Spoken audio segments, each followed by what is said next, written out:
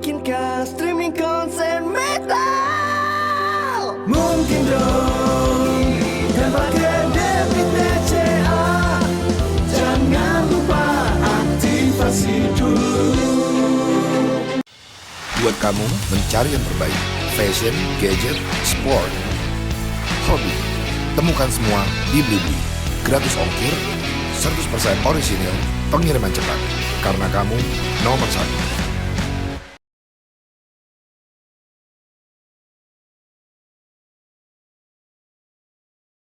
Shifting dari playing to watching. Jadi kebiasaan orang untuk menontonin orang main game itu sangat tinggi. Kita juga agak kaget awalnya. Jadi, ngapain nontonin orang main game ya? Padahal kan lebih seru main sendiri. Tapi ternyata dengan kita membuat beberapa event seperti Piala Presiden, Piala Menpora, dan lain-lain, itu emang jatuhnya antusias penontonnya jauh lebih tinggi dan mereka sangat ingin sekali menonton tim yang sedang bertanding, maupun itu tim profesional maupun tim-tim yang hitungannya masih amatir lah, atau teman dia yang sedang bermain. Mereka tuh sangat antusias dalam hal menonton pertandingan itu.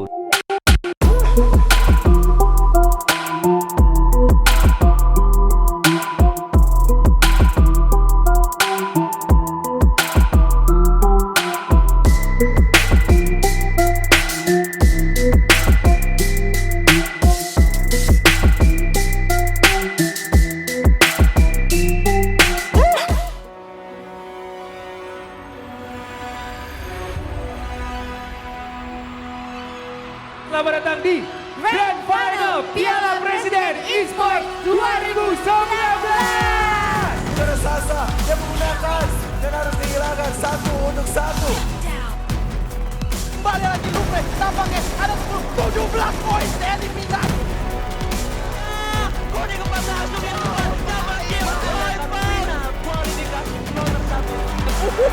Windy hampir saja mati dan what a quick shot.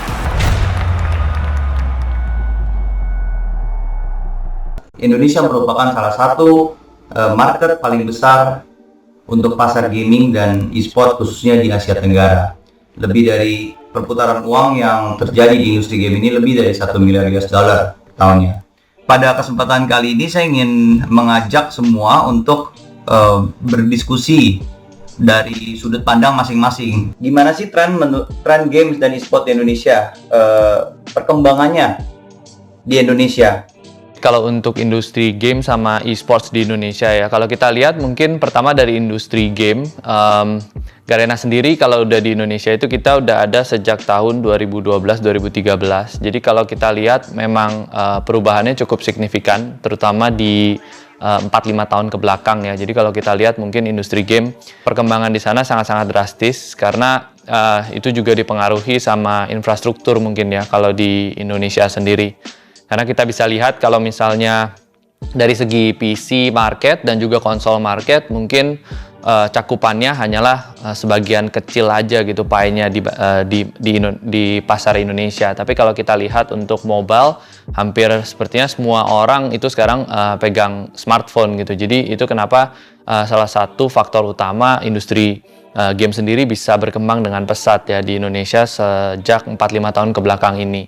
Terus kalau mungkin untuk ngomongin industri e-sports itu juga karena industri gamenya berkembang, ya e-sports juga salah satu komponen ya di industri game ini dan merupakan salah satu komponen utama mungkin ya, karena e-sports yang paling bisa dilihat sama semua orang, paling bisa dimasukin juga untuk sama semua orang. Jadi untuk mengadakan turnamen, bikin tim ikut turnamen, mewakili Indonesia, mewakili negara di kancah internasional gitu kan. Jadi industri e-sport sendiri pasti nggak lepas dari industri game. Dengan berkembangnya industri game, industri e-sports makanya bisa tumbuh secara pesat juga di 3-4 tahun belakangan ini gitu. Dari kacamata ISPL sendiri sebenarnya yang membuat e-sport dan game berkembang itu ada beberapa hal. Pertama, kita ngelihat shifting dari PC to mobile. Jadi emang dulu ketika orang main game di PC itu membutuhkan effort banyak supaya bisa bermain game. Dari segi PC pun nggak bisa dibilang murah, karena at least lo harus ngeluarin $1.000 nih supaya bisa membuat PC game yang bisa mumpuni. Dan kedua, butuh space yang sangat besar lah, butuh ada mejanya lah, ada internet yang kuat lah. Jadi emang effortnya sangat besar. Dengan adanya game mobile, makanya grafik pemain game di Indonesia tuh sangat drastis meningkat. Bener kata Pak Hars, dari sejak 2-3 tahun belakangan tuh sangat tinggi lah grafiknya, pertumbuhannya. Kedua, perubahan dari single to multiplayer kalau menurut saya. Jadi kalau dulu tuh mungkin kalau main game tuh harus datang ke rumah temen nih untuk main berduaan, atau kalau main sendiri di rumah lawan CPU lah dulu bahasanya kan, lawan komputer. Jadi dengan adanya multiplayer ini malah kita bisa berinteraksi dengan teman-teman kita yang tidak satu daerah dengan kita, tidak satu rumah, untuk bermain bareng, dan itu akhirnya menambah keseruan bermain bareng dengan teman-teman. Ketiga, poin yang kita lihat itu adalah shifting dari playing to watching. Jadi kebiasaan orang untuk menontonin orang main game itu sangat tinggi. Kita juga agak kaget awalnya. Jadi, ngapain nontonin orang main game ya? Padahal kan lebih seru main sendiri. Tapi ternyata dengan kita membuat beberapa event seperti Piala Presiden, Piala Menpora, dan lain-lain, itu emang jatuhnya antusias penontonnya jauh lebih tinggi, dan mereka sangat ingin sekali menonton tim yang sedang bertanding, maupun itu tim profesional maupun tim-tim yang hitungannya masih amatir lah, atau teman dia yang sedang bermain. Mereka tuh sangat antusias dalam hal menonton pertandingan itu. Dan kalau saya zaman dulu, saya mungkin zaman main game tuh, kalau pengen tahu ending sebuah game tuh ya harus namatin. Tapi sekarang dengan nonton dari platform-platform yang ada di digital ini, dengan mudah, oh ini endingnya seperti ini ya, oh ini caranya seperti ini ya. Jadi emang shifting itulah yang menurut saya tuh, yang 3 poin itu yang emang berpengaruh khususnya di Indonesia, mengapa e-sport dan game di Indonesia tuh sangat berkembang. Itu sih Mas Ape. Kita mulai dari 2009, itu 11 tahun yang lalu. Momen-momen itu tuh belum ada game mobile ya. Waktu itu zaman-zaman game mobile masih feature phone. Mostly juga game itu di sosial media kayak di Facebook gitu-gitu. Jadi kita starting dari web-based game waktu itu. Sekarang syukurnya kita udah bisa sampai bikin game konsol. Kita ada game yang udah launch di PS4, Nintendo Switch, bahkan mungkin ada game yang launch di PS5. Sorry, tahun depan kayak mungkin. Kalau semuanya lancar. Mungkin saya bakal kasih sharing tren dari sisi pengembang game di Indonesia kali ya. Jadi trennya sebenarnya naik turun. Tapi memang di 5 tahun terakhir ini, gara-gara di Indonesia sendiri hype untuk game marketnya itu naik, dan e-sportnya juga naik, soal awareness. Jadi dulu tuh gini sih, tantangan terbesar kalau kita mau jadi game developer itu pasti orang tua pada concern, itu kerjaan apa sih, emang bisa cari duit dari sini. Nah, dengan hype dari marketnya mulai ada, e-sportnya di mana-mana ada, di official channel tadi sempat di-mention juga mulai keluar, trust dari parents bahwa ini tuh adalah pekerjaan masa depan yang memungkinkan untuk berkarir, jadi ada, sehingga pertumbuhan dari game developer lokal 5 tahun terakhir itu relatif naik. Bahkan kalau bisa dilihat, kalau nggak salah dari data asosiasi game ya, itu tuh per tahunnya jumlah game yang dirilis oleh developer Indonesia itu hampir doubles. Ini baru jumlah ya, mungkin dari sisi kesuksesan masih harus belajar, tapi at least kita udah mulai catch up dari sisi, udah mulai banyak nih ada game-game konsol, game PC, game mobile yang keluar. Mungkin itu sih tren 5 tahun terakhir ini.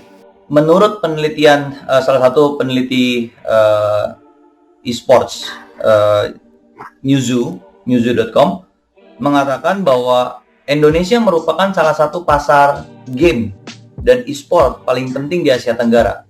Kenapa ya? Maksudnya kenapa bisa kita tuh menjadi sebuah pasar yang seksi, yang krusial, padahal di kawasan Asia Tenggara lainnya menurut saya perkembangan game dan e-sport itu juga cukup besar, khususnya di Thailand, di Filipina, dan di Vietnam. Tapi kenapa Indonesia menjadi incaran untuk ya mungkin developer dari luar, atau event-event online atau e-sport dari luar? Mungkin kalau kita lihat dari segi pasarnya sendiri ya, kayak Indonesia sendiri kan pertama dari segi jumlah populasi. Dari segi jumlah populasi juga kan lebih besar, terbesar gitu ya dibandingkan negara-negara lain di Asia Tenggara gitu. Jadi itu berarti kan potensi market yang ada di Indonesia gitu. Terus kedua sendiri mungkin juga dari segi potensi ya. Jadi kalau misalnya ngomongin potensi itu, karena marketnya sendiri masih masih berkembang gitu kan. Memang kalau kita lihat kayak dibandingkan dengan Thailand, mungkin Thailand udah lebih duluan ya kalau kita ngomongin e-sports. Kayak dulu waktu pertama kali kita mau ngadain event e-sports di Indonesia itu, kita waktu itu lihat di tahun 2013 gitu, dan kita ada kesempatan untuk ngelakuin di Indonesia di 2015. Kita lihat kayak sebelumnya kan di kita bener-bener fokusnya lebih di shopping mall gitu kan. Terus habis itu kan lebih yang kayak dari segi stage layarnya, kalau dulu itu kan masih basic banget ya. Nah, terus pas yang kita lihat di sana itu kan benar-benar udah kayak layarnya udah LED, udah serius gitu. Terus habis itu penonton segala juga udah rapi, duduk segala gitunya kan udah benar-benar lebih advance gitu kita lihat. Jadi dari segi quality production, dari segi antusiasmenya juga udah duluan di sana. Nah, tapi kita lihat kalau dari segi antusiasme di Indonesia sendiri juga nggak kalah gitu dari segi e-sports dan gamersnya juga gitu. Jadi kita lihat memang potensinya juga bagus, dan memang setelah kita masukin kualitas yang dengan lebih baik juga, dan terus habis itu dari segi market yang tadi udah disinggung juga berkembang, jadinya sekarang ini berkembang dengan sangat pesat gitu. Dan kalau misalnya kita lihat juga tetap aja dari segi market jumlahnya mungkin saat ini udah salah satu yang paling besar gitu dibandingkan dengan negara-negara lain. Jadi kalau misalnya berdasarkan salah satu data juga lebih dari 50 juta, itu udah dibandingin populasi negara-negara lain juga udah hampir sama gitu kan. Jadi dan ini masih kayak 20% kan dari jumlah populasi gitu. Jadi potensinya, makanya mungkin itu kenapa dari segi pandangan dari industri pelaku-pelaku industri, kalau ini salah satu market yang paling krusial di Asia Tenggara ya. Mungkin nggak Hans, karena dari pemerintahnya sendiri tuh lagi gencar melakukan apa bahasanya, reformasi infrastruktur. Jadi infrastruktur kita just getting better at a higher speed rate gitu loh, kayak kenceng banget di 2-3 tahun belakangan ini. Jadi akses internet itu kan salah satu salah satu variabel yang krusial dalam perkembangan sebuah game ataupun e-sport. Jadi dengan saya nggak bilang sudah merata 100% ya, tapi area-area atau kota-kota yang bukan kota-kota besar, bukan kota-kota utama udah dapet akses internet. Mungkin nggak Hans, ada faktor itu juga. Dan kedua, mungkin nggak karena kita juga ibaratnya lagi dapat bonus demografi. Anak-anak muda kita itu lebih banyak dibanding anak kecil dan orang tua. Dan itu market yang sangat cocok banget buat industri game. What do you think? Ya, setuju. Jadi kayak dari segi faktor infrastruktur itu salah satu faktor yang paling penting lah kalau misalnya untuk main game. Bayangin aja kalau misalnya main game apalagi yang PvP gitu kan, terus habis itu nge-lag, terus habis itu udah kalah, udah pasti akhirnya males banget mainnya juga kan. Belum lagi kalau misalnya mau ikutan turnamen, mau lag sedikit aja itu kan faktornya wah sangat-sangat krusial gitu ya yang kita lihat. Walaupun sekarang ini aja udah dengan infrastruktur kayak seperti ini di kota besar, kadang-kadang juga masih ada aja kan gangguan gitu kan, dan itu faktor sangat krusial gitu untuk experience dari users yang mau main gamenya gitu. Jadi kalau kita lihat infrastruktur pasti penting banget, dan memang kita lihat dari beberapa tahun ini ada improvement pastinya ya. Jadi kayak dari segi kestabilan ping dan juga koneksi pastinya ada improvement. Tapi dengan adanya juga proyek pemerintah yang palaparing segala itu kan harapan kita sih pasti sangat besar ya, karena itu kan kita berharap juga supaya bisa makin jangkauannya makin luas dan juga makin stabil gitu. Jadi kalau misalnya kita mau mengadakan turnamen baik itu offline atau online, itu players dari mana aja juga mereka udah nggak usah khawatir gitu. Mereka bisa aja kan kayak untuk ikutan tanpa harus khawatir kalau misalnya mereka itu nanti putus koneksi di tengah-tengah gitu. Faktor yang kedua mungkin tadi yang disebutkan dari segi demografis gitu ya, bonus demografis. Ya juga karena pastinya yang memulai itu biasanya kan dari anak-anak muda ini ya, dan juga yang lebih ke teknologi ya memangnya umur-umur ini juga gitu. Jadi mungkin itu kenapa nggak cuman di game industri aja, tapi industri tech lainnya juga memang berkembang dengan sangat pesat ya di Indonesia sendiri. Dari sisi developer game, apa game yang cocok dan apa sih buat game yang cocok dan bisa diterima sama masyarakat Indonesia? Ini kita bicara soal taste kan, secara Agate sendiri adalah salah satu developer lokal yang paling besar ya, boleh dibilang sekarang di Indonesia yang paling sukses. Apa sih Rif yang apa sih indeksnya yang Arif dapat tuh untuk bikin tes Indonesia tuh begini loh, makanya tuh yang game model begini-begini bisa diterima.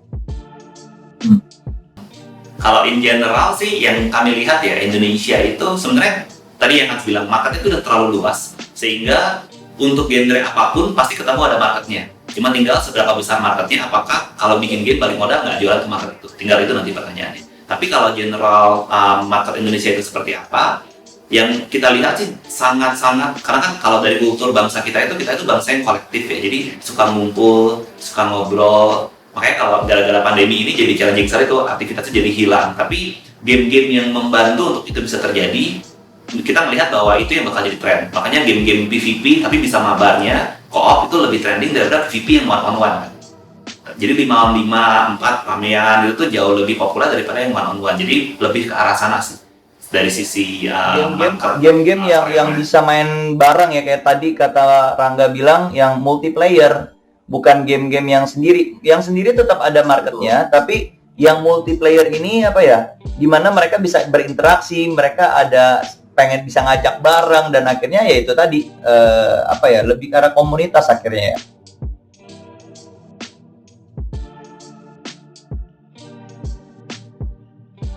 Nyari musuh bareng, mainnya juga paling enak sama temen-temen kan. Akhirnya dari beberapa teman-teman saya yang nggak main game, akhirnya nyobain main game Among Us. Kenapa? Karena diajak, karena nggak enak kan, Rif, kalau kita main game itu sama nggak yang deket-deket banget kan, nggak enak kan, kayak aneh banget gitu loh, ngomongnya juga nggak lepas dan lain-lain gitu. Setuju.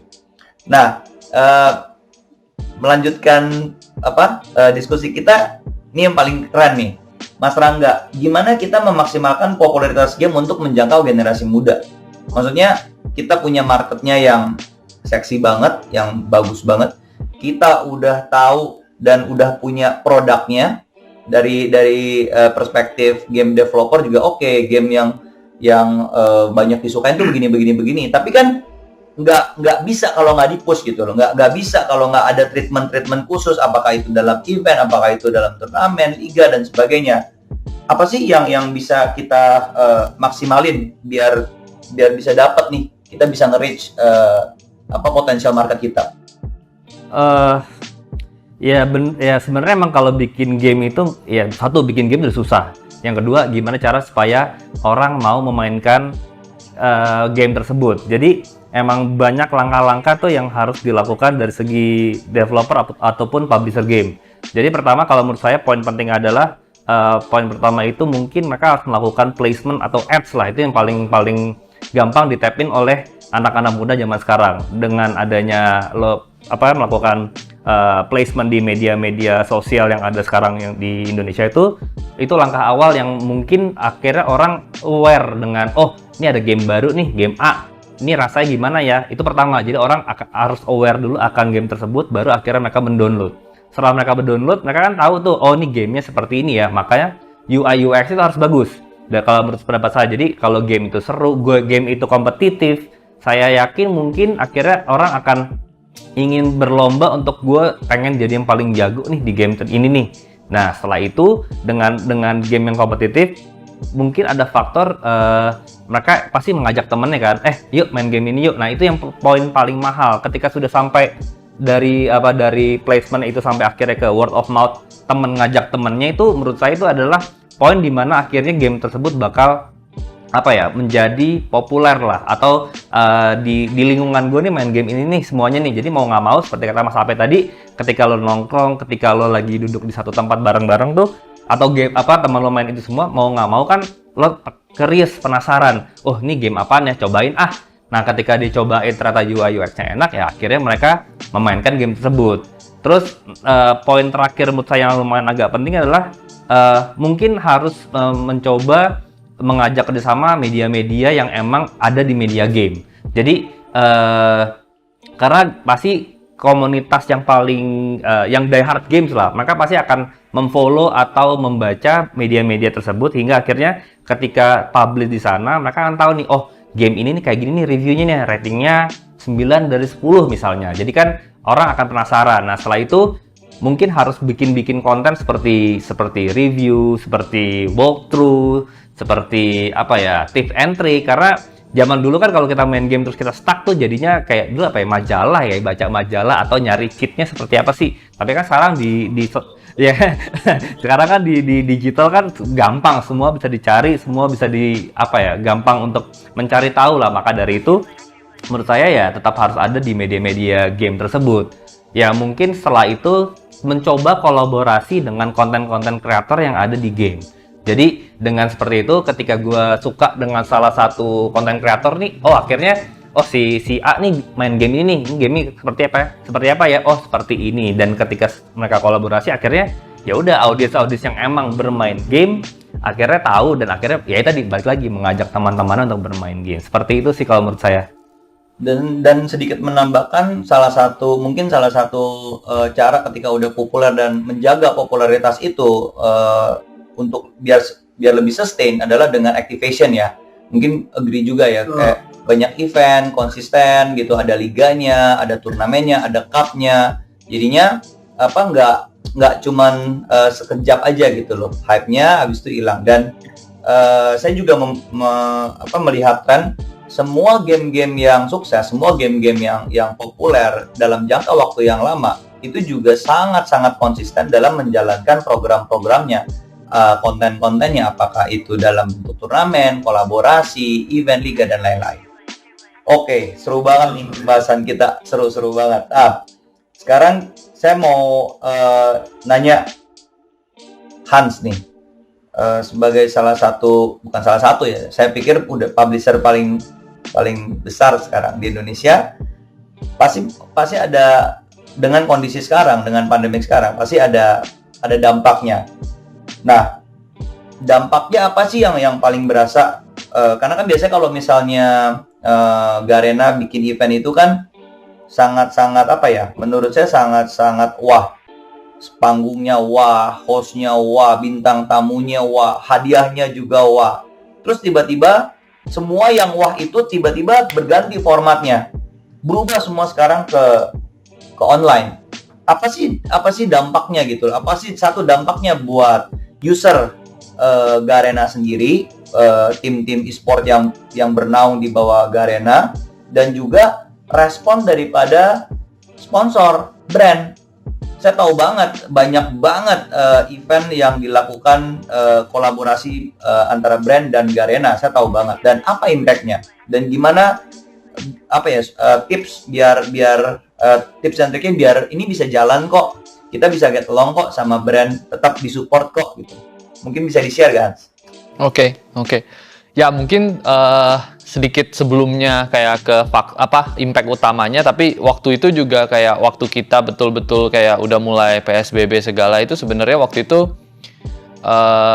kita udah lagi siapin event itu 2 ya, waktu di awal tahun sekitar bulan Maret kayaknya. Itu udah ada 2, bahkan salah satunya itu kita udah konstruksi udah lagi naik di salah satu tempat di Jakarta gitu ya. Ya, dan terus akhirnya karena memang kita lihat kasus sudah mulai ada juga gitu kan, terus habis itu PSBB juga udah mulai, kayaknya udah mulai belum ya, tapi udah mulai diomongin segala, tapi kita juga ya safety comes first kan gitu. Jadi betul. Jadi akhirnya safety comes first, ya udah akhirnya ya cabut lagi sih. Dan terus habis itu untuk yang event kedua, karena dia di tempat tertutup, akhirnya kita ngadain closed door event gitu tanpa penonton, yang jadi benar-benar hanya untuk stage-nya dan segalanya untuk konten, tapi kita bawa ke online gitu. Jadi untuk impact-nya dari sisi itu sih ada pastinya ya, karena dari segi persiapan dan segalanya benar-benar kena impact gitu. Cuman untuk kedepannya, karena kita udah ada untuk sekarang ya, karena kita udah mulai bisa preparein kalau memang ini udah harus online gitu. Jadi udah ada preparation-nya lebih siap gitu.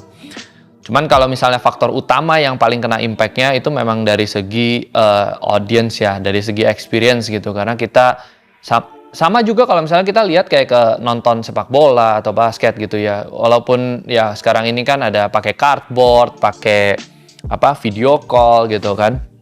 Cuman dari kita tetap aja sih itu efeknya cukup besar ya, karena ambience penonton yang ada di stadion itu nggak bisa tergantikan juga kalau menurut kita sih. Baik buat kita sebagai penyelenggara dan juga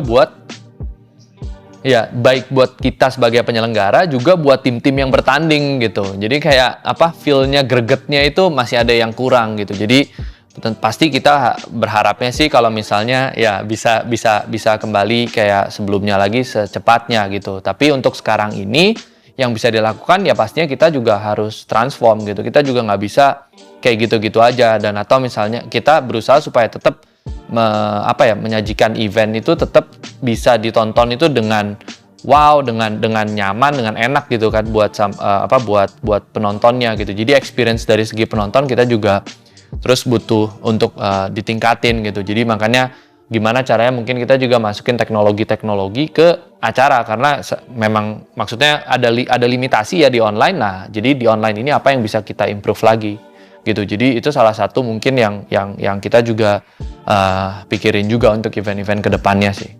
Ya, tapi kalau sebagai utamanya ya faktor audience itu yang paling benar-benar kerasa, dan kita sih berharapnya bisa cepat balik lagi ke situ sih.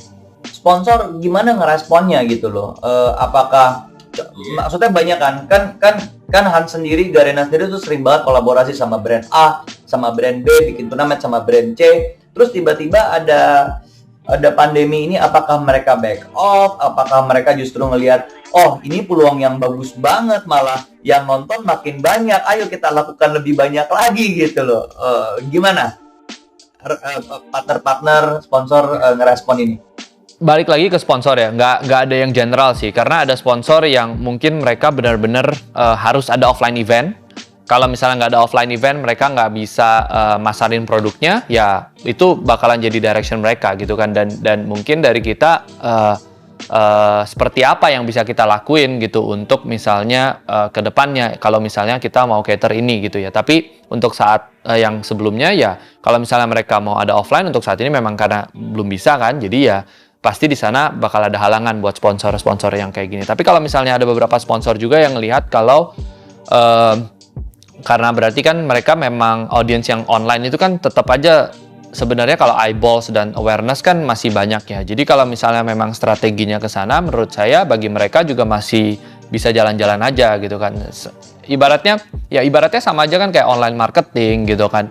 Dan juga ini juga bisa jadi sebagai alternatif gitu. Kalau misalnya mungkin offline marketing channel yang sebelumnya itu benar-benar ya bukan ngomong laku, tapi maksudnya jadi kayak digunakan gitu ya dengan industri-industri yang macam-macam, terutama yang non-endemic ya. Jadi biasanya karena mereka kan udah biasa ke offline marketing channel or offline branding gitu, dan sekarang ini kesananya efektivitasnya mungkin kena impact, ya ini jadi salah satu alternatif gitu, dan eyeballsnya juga tetap banyak gitu kan. Jadi di sana tetap ada peluang gitu. Cuman di sini kan kita ini masa transisi ya. Jadi dari segi kayak brand-brand ini mungkin juga baru mengenal tentang industri game, tentang e-sports gitu kan. Sementara baru shifting juga dari offline online gitu. Jadi pasti butuh waktu untuk transisi ini sih.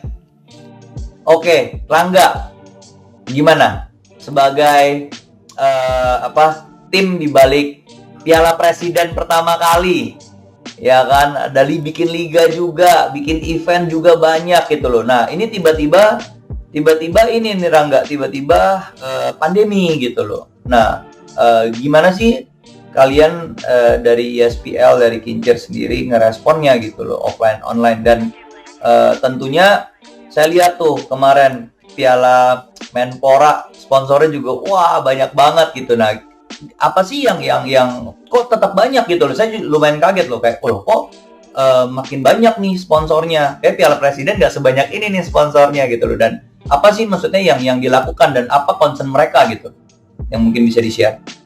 Oke, ya mungkin tadi Mas Hans juga udah ngejelasin tuh. Sebenarnya yang agak berkurang tuh euforianya sih dari segi audiens. Itu yang paling kita sayangkan kan, karena jatuhnya tuh ketika kita bikin event offline tuh teriakan penonton tuh sangat berpengaruh bagi player yang bermain lagi di tengah-tengah stage. Jadi yang kita sayangkan tuh itu sih. Sebenarnya kalau dari segi kita sebagai penyelenggara, dengan tidak adanya offline event, mungkin bahasanya lebih enak lah, karena cost kita bakal reduce, kasar gitu kan. Tapi ya itu yang kita sayangkan, euforia yang kita create, kayak kita harus bikin di waktu itu kita Piala Presiden di tenis indoor, di Istora Senayan, di hall-hall yang sangat besar lah, itu kan jadinya emang bakal jadi omongan orang, wih stage-nya keren ya, wih ini gini ya. Itu yang kita sangat sayangkan sih. Tapi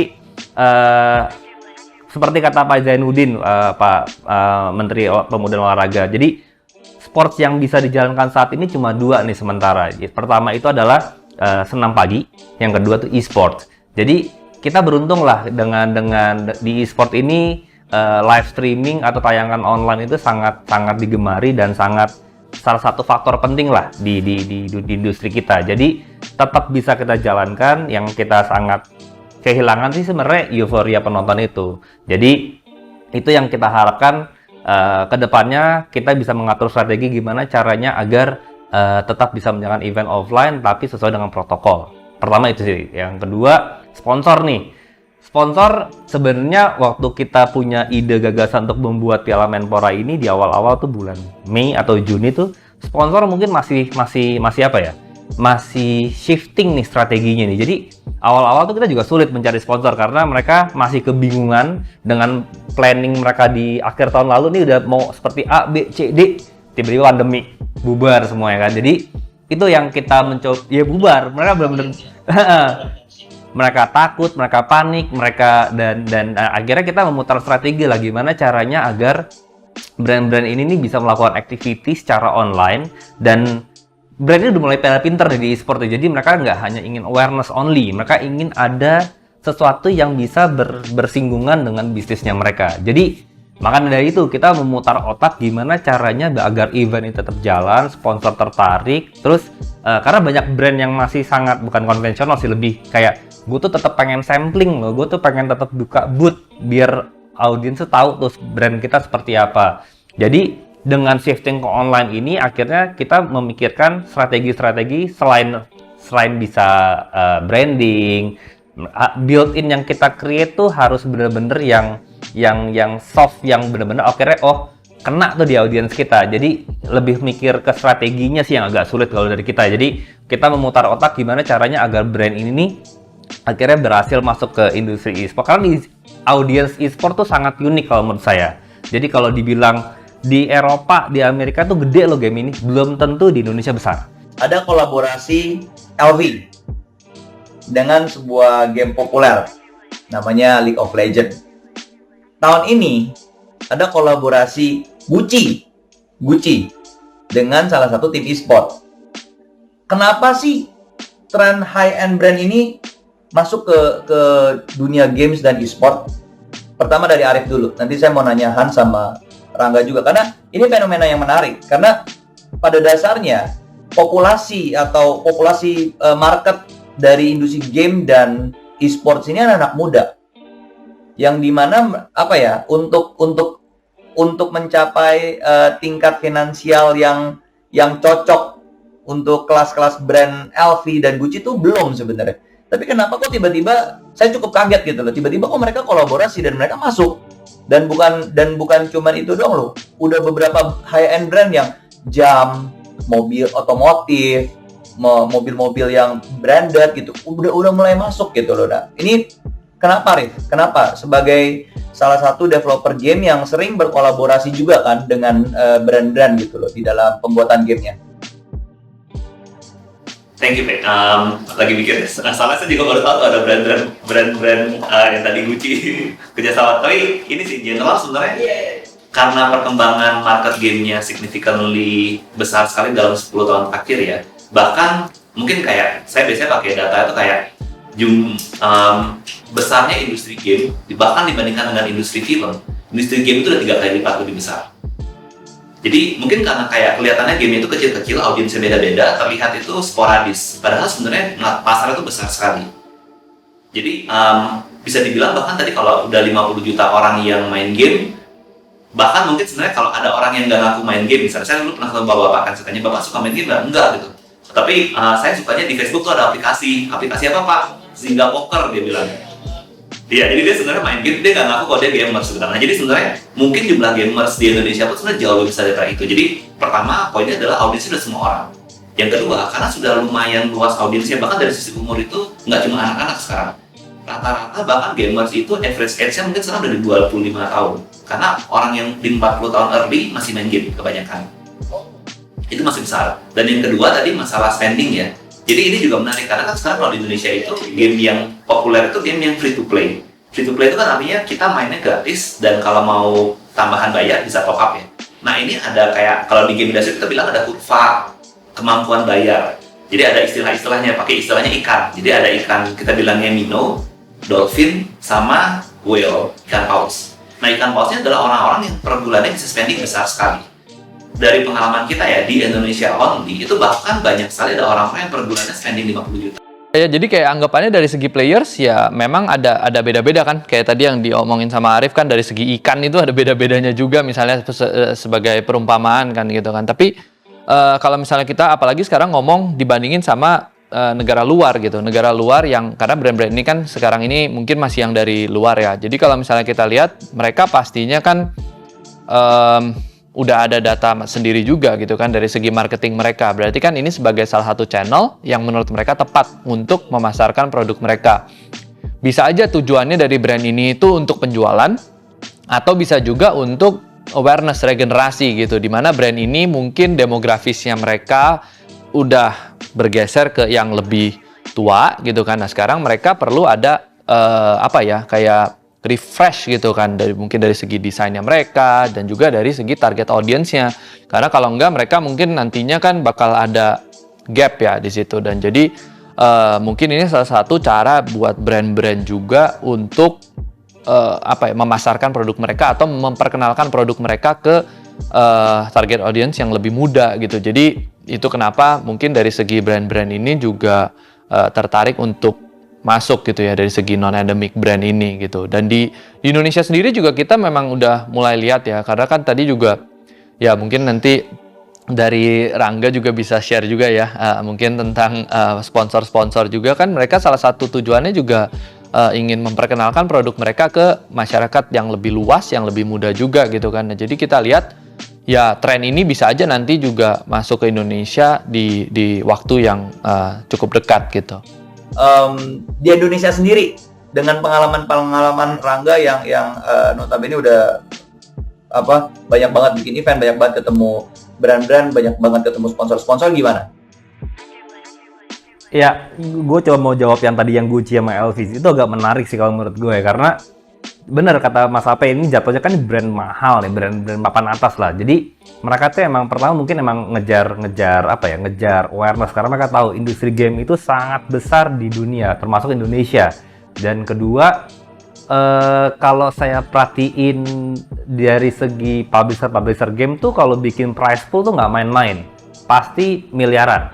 Jadi kalau emang dari situ pun kita udah ngeliat nih, berarti emang orang yang bermain game itu pasti pendapatan mereka tuh lumayan besar, pasti besar. Mereka pasti digaji, mereka dapat tambahan hadiah, uang dari hadiah. Dan ketiga, pro player. Kalau saya bikin event offline, saya perhatiin pro player itu tuh hampir semuanya memakai brand-brand yang branded gitu, yang benar-benar kayak ada yang punya tas LV, ada yang punya jam Rolex, ada yang punya sepatu Nike, you name it, semuanya nggak punya.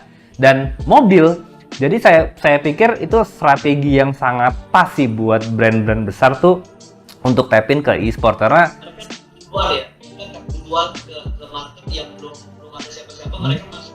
Betul, mereka sangat berani dan menurut saya itu strategi yang sangat jitu sih karena Mas Ape mungkin punya tim nih RRQ, mereka perhatiin deh brand-brand yang mereka barang-barang yang mereka beli itu nggak barang-barang murah gitu kan. Betul.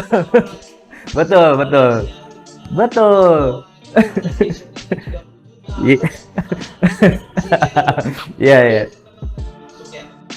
Memang masuk karena mereka type-in kasih dulu baru akhirnya ke followers yang mereka kan yang lihat oh si A nih pakai ini nih yang emang mengidolakan mereka, yang influence-nya tuh mereka. Jadi itu akan menjadi pola pikir mereka, oh kalau si A pakai ini berarti gue bisa pakai ini jadi bagus nih. Kasarnya begitu. Jadi kalau tadi pertanyaan kedua tuh tentang brand-brand. Ya di Indonesia itu ya tadi saya bilang unik. Jadi awal-awal kita nyemplung di e-sport tuh mikirnya masih sangat terkotak lah, di kotak gitu lah. Jadi kalau bikin acara e-sport berarti brand-brandnya harus yang sesuai dengan industri nih, entah itu monitor game, entah itu PC game, entah itu handphone game, hanya sebatas itu. Tapi ketika kita nyemplung akhirnya bikin event ISPL League lah, kita bikin Piala Presiden, kita baru terbuka matanya akhirnya, hampir semua brand nih tertarik dengan e-sport ya. Betul. Makanya kita sangat senang sih dengan industri ini, karena ya industri ini masih bayi tapi larinya tuh kenceng banget, dan makanya harus di-keep up dari segi seluruh pelakunya untuk supaya fondasi si industri ini sangat kuat. Jadi mudah-mudahan saya yakin nih industri ini bakal panjang lah kalau emang semuanya mau berkolaborasi dan kerjasama sih, saya yakin. Ini diskusinya makin panas, tapi saya ada satu pertanyaan terakhir nih. Mungkin kita start dari Arif. Sebenarnya peluang bagi brand untuk memanfaatkan game sebagai medium mereka untuk melakukan kegiatan marketing, khususnya advertising itu gimana sih, Rif? Apa yang bisa dimanfaatin? Gimana caranya biar efektif? Dan apakah metode yang sama bisa diterapkan ke e-sport atau mungkin berbeda? Karena mungkin yang pertama dari Arif dulu. Memang jadi opportunity yang sangat besar untuk brand yang mungkin sebelumnya dia punya banyak channel, sekarang tidak kehilangan channel. Yang mungkin bisa dikomunikasi di kesempatan kali ini adalah sebenarnya ada channel-channel baru yang muncul, which is dari game industry ini. Bisa jadi juga mungkin dari event-event sport yang mungkin nanti akan menjelaskan berikutnya. Tapi kalau di kami di Agati biasanya yang kita lakukan lebih banyak memang kita bikin games untuk membantu brand itu nge-engage dia punya audience. Bahkan ada yang kebetulan lagi tren beberapa bulan ini adalah kita memakai teknologi kita yang buat bikin game di PS4, kita transformasi untuk membuat platform supaya brand itu bisa bikin event online. Jadi event online yang ada avatar yang bisa gerak-gerak itu malah jadi kayak orang bisa datang kembali experience event tapi lewat platform yang game. Itu bahkan jadi salah satu yang kita lagi coba push, dan interestnya besar sekali sih di beberapa bulan terakhir ini. Jadi general ada channel baru lah untuk brand bisa engage audiensnya. Oke. Thank you, Rif. Hans, what do you think, Hans? Brand manfaatin game sebagai mereka punya kegiatan marketing khususnya advertising. Apa yang bisa dimanfaatin?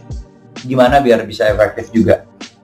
Ya, jadi nambahin dari yang poinnya Arif ya. Jadi kan mungkin mereka ini sebagai channel, salah satu channel yang mereka bisa gunakan juga sebagai marketing gitu kan. Nah, tapi mungkin yang salah satu faktornya juga dari segi, kan kadang-kadang nih, terutama untuk non-endemic brand ya, kita kan harus memperkenalkan mereka dulu gitu kan. Terus habis itu meyakinkan mereka tentang industri ini gitu.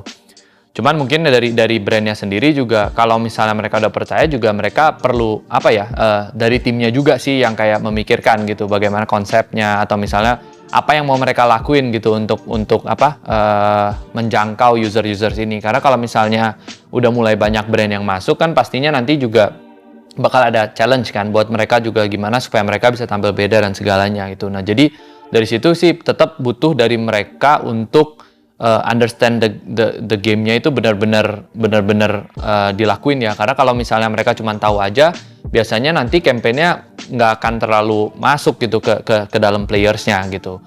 Nah, terus kalau misalnya kita ngomongin tentang e-sport sama juga sih. Jadi kayak gimana caranya supaya angle-nya itu mereka juga bisa menjangkau player-players ini. Cuman kan kalau sekarang ini mereka kadang-kadang ngarepinnya lebih yang kayak dari gamesnya, dari tim e-sportsnya, dari acaranya gitu, gimana supaya mereka bisa translate resultnya gitu. Tapi kadang-kadang yang kita tekenin itu juga ya kita pasti berusaha membantu gitu, tapi istilahnya ini tuh channel, mereka treatnya kan juga kadang-kadang sebagai channel gitu kan. Nah, jadi perlu kerjasama dari dua belah pihak sih. Mereka juga perlu open dan perlu masukan dari mereka juga, gimana sih kayak untuk targeting users mereka itu biasanya seperti apa gitu. Dan terus mungkin kalau dari segi gamesnya sendiri juga ya, salah satu faktor lainnya itu kita juga kan nggak bisa terlalu intrusif ya. Jadi kalau misalnya kita ngomong channel-channel yang bisa dipakai, kalau semuanya dipasang itu nanti akhirnya user experience-nya juga jadi jatuh gitu, jadi jelek kan. Dan itu juga salah satu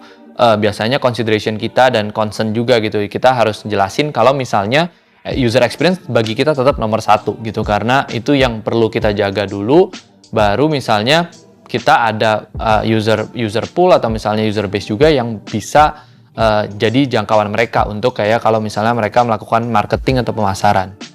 Di kita sendiri tuh pas mulai pandemi itu malah traffic kita naik, media kita naik karena emang jam tadinya kita pikir emang betul kata Mas Arif, jam traffic kita naik itu bisa makan siang sama menjelang makan malam ketika mereka pulang lah. Ya, orang mulai baca-baca tentang berita tentang game. Tapi malah di pandemi ini traffic kita naik merata dari pagi sampai malam.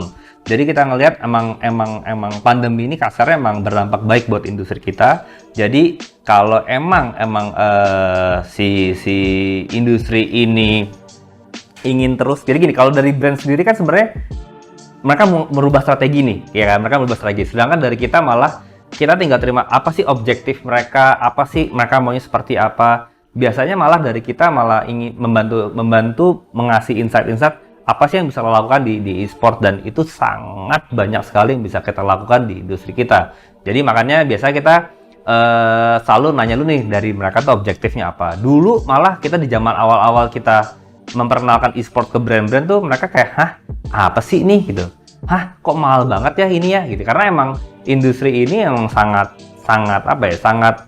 technical issue tinggi. Jadi emang equipment yang kita gunakan tidak main-main. Jadi emang internet lah, equipment lah, LED di mana-mana lah. Jadi brand itu bisa melakukan banyak hal di sini maupun di online maupun di offline. Jadi ya ini sih emang seru sih lah, intinya sih itu sih.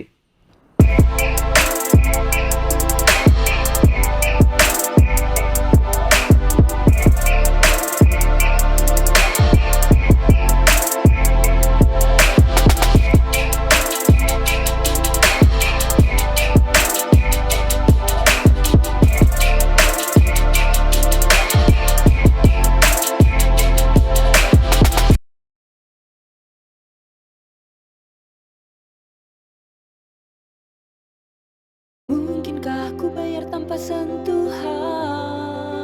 Mungkin dong, hanya HP yang kau sentuh. Bayar belanja tinggal scan QR aja. Manusia zaman dulu dan sekarang kebutuhannya berubah. Dengan jaringan baru 4.5G Axis yang terfiberisasi, kamu bebas berubah jadi apa yang kamu mau. Terus berubah, kenapa enggak?